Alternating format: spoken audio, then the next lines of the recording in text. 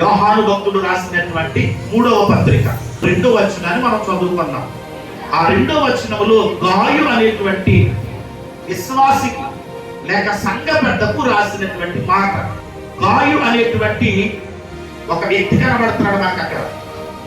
ఇతడు సంఘములో చాలా శ్రేష్టమైనటువంటి విశ్వాసిగా ఉంటున్నాడు.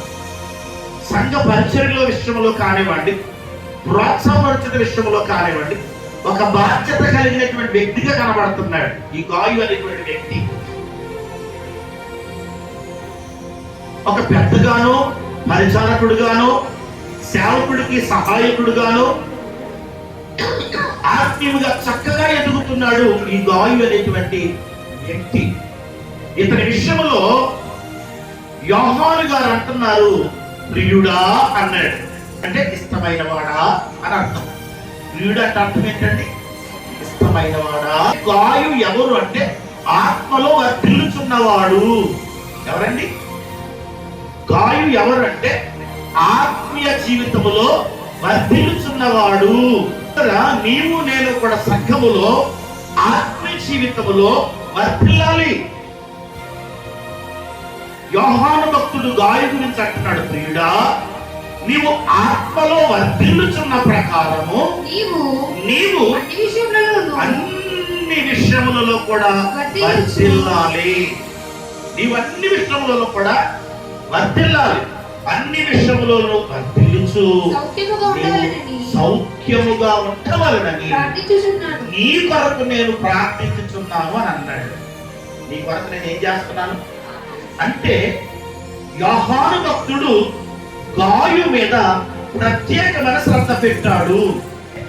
గాయు నీ కొరకు నేను అనుదినము కూడా ఏం చేస్తున్నానంటే నువ్వు ఆత్మలో ఎదుగుచున్న ప్రకారముగా నువ్వు అన్ని విషయములలో కూడా వర్ధిల్లాలని, నీవు సుఖముగా ఉండాలని, నీవు సౌఖ్యముగా ఉండాలని, నీవు సంతోషముగా ఉండాలని, నీవు ఆనందముగా ఉండాలని నీ కొరకు అనుదినము ప్రతిదినము కూడా నేను ఏం చేస్తున్నానంటే ప్రార్థన చేస్తున్నాను అని అన్నాడు.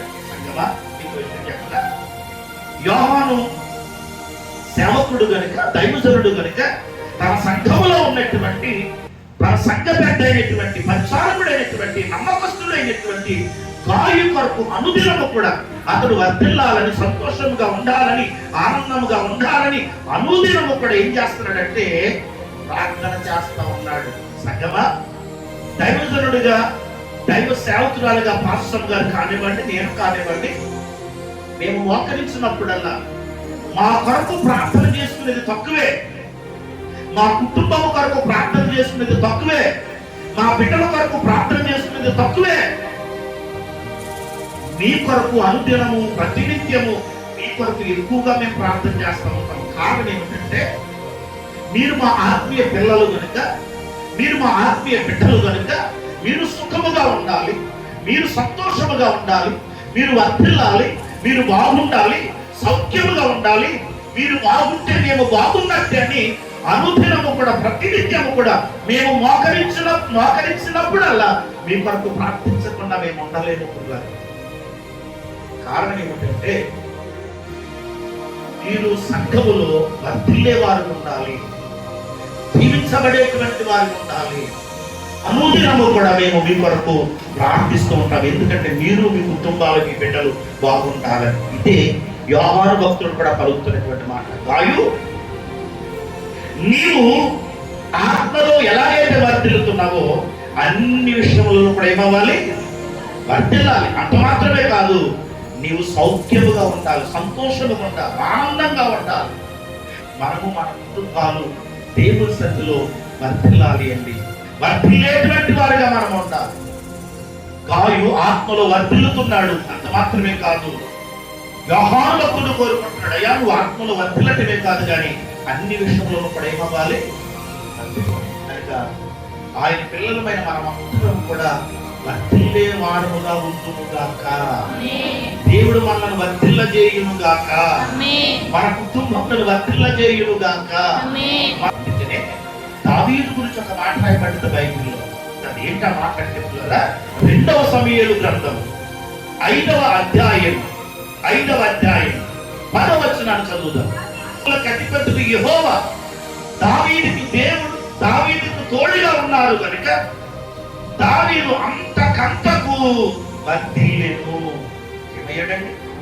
అంతకంతకు కూడా దావీదు ఏమయ్యాడంట? ఎందుకు అంటే అతనికి దేవుడు తోడుగా ఉన్నాడు.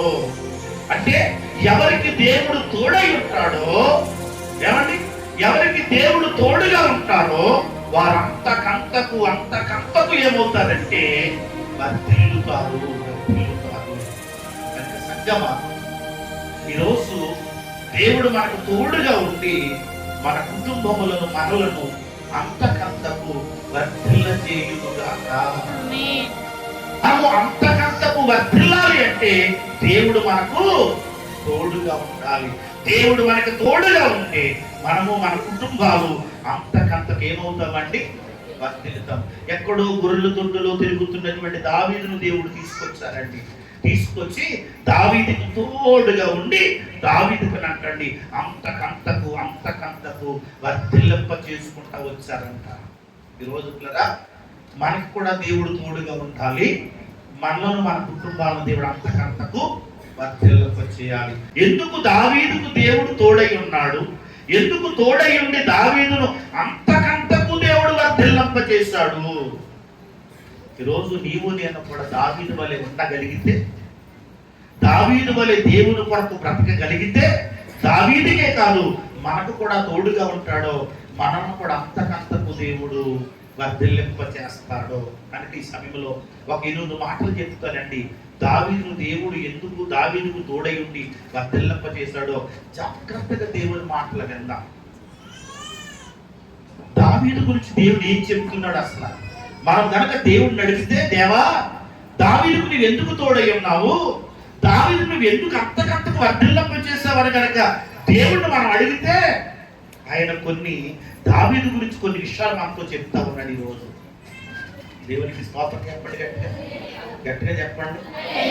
భలేగా ఆడించండి. దేవునికి స్తోత్రం గట్టిగా చెప్తావా? ఇప్పుడు దేవుడిని మనం ప్రశ్నిస్తున్నాం ఏమని? దేవా ఎందుకు నీవు దావీదుకు తోడై ఉన్నావు, ఎందుకు దావీదుని అంతకంతకు నీవు వర్ధిల్లింప చేసావంటే దావీదు గురించి కొన్ని మాటలు దేవుడు మాతో చెప్తున్నాడు ఈరోజు. ఇదిగో దావీదు ఇలా ఉన్నాడు, నువ్వు కూడా అలా ఉండగలిగితే నీవు కూడా తోడై ఉంటానో, నిన్ను కూడా నేను అంతకంతకు వర్ధిల్లింప చేస్తానని దేవుడు మనతో